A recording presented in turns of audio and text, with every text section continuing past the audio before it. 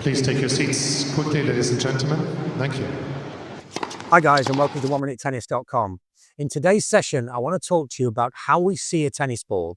I want to explain what binocular, monocular, and peripheral vision are, and when we understand the differences between them, we can use our strokes and our technique in a more efficient way to create a perfect contact point, reduce errors, and hit with more power. So every day of your life, you will be switching between binocular, monocular, and peripheral vision. We use them all of the time, but we need to have an understanding of what they really are if we're going to apply them to make better and more consistent ground strokes.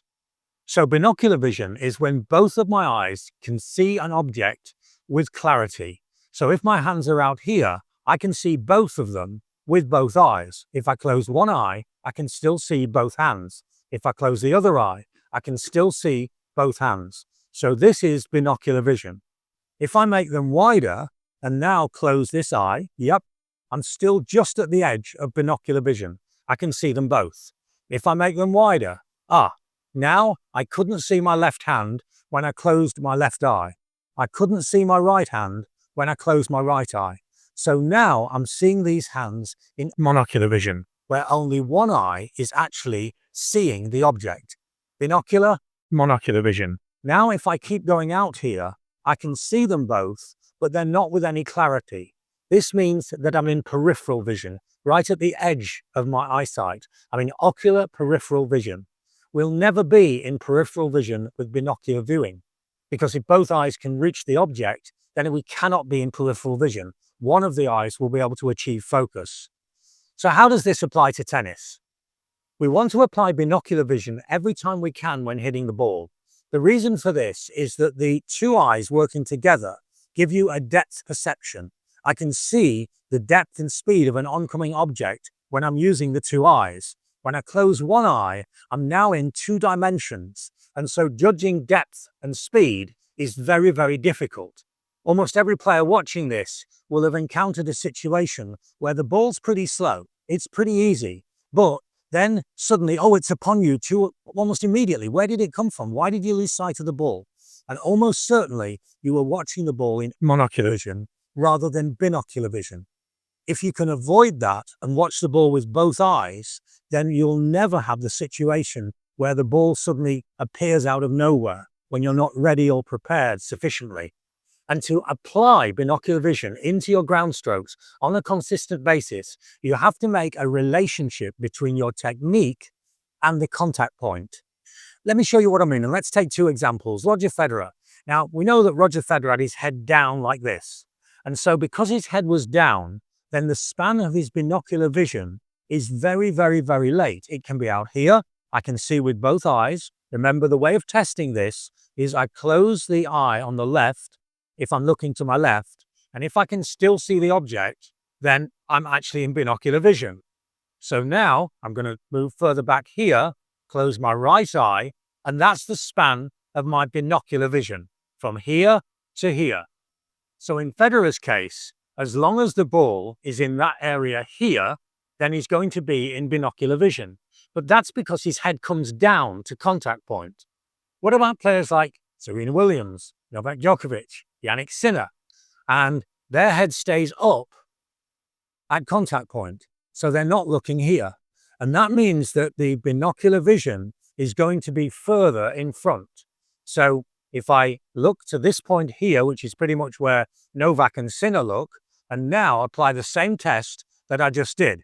I've spanned my arm and the racket, and now I close my right eye and I cannot see the racket. So the contact point that Federer had and the contact point that Novak has to be different, because Novak's binocular vision, his spatial awareness, is further in front. And so consequently, he needs to make contact just very slightly further in front. Remember, we're talking about inches or centimeters here, but tennis is a game of inches, and it makes all the difference if I'm out of contact here with a bad contact point and I'm late for the ball to the result down the other end of the court. So now if you understand the concept of binocular vision and you understand how to test where binocular vision will apply for you, then go through your stroke and hold your head where you would naturally freeze. There's no right or wrong here. right? Novak is here. He's a pretty good player. Roger was here. He's a pretty good player. Sinner is here. Carlos Alcaraz is here. There's no right or wrong. Just do what is natural for you. Once you've found that position, then freeze your head in that position and do the test for binocular monocular vision with the span of your arms here, and see whether, when you close your eyes, what point does the racket disappear.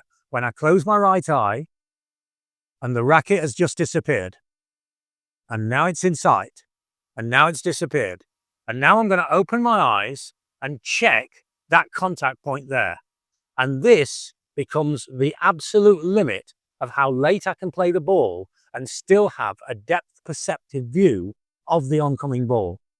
Now I want to practice and make a relationship between that contact point and the stroke that I'm actually playing. And a good way of doing this is to make a cross-reference to the ground. And now I want to find my binocular vision reference point, my spatial awareness reference point. And to do this, I'm going to be aware of where I hit the ball and leave my head fixed to the point where I hit the ball and look at the ground and make a reference to the ground. And that becomes my binocular vision reference point. And now on every stroke, I'm going to hit the ball and reference that spot in the ground. And that means that I'm in binocular vision on my ground strokes every single time. And now every time I hit the ball, I'm going to leave my head down and check if I've got the binocular vision reference point clearly in sight. If I have, then I'm marrying my contact point with the position of my head, which is going to employ binocular vision. I'm then going to have better depth perception. I'm going to make better contact with the ball. I'm going to hit more consistently and more powerfully.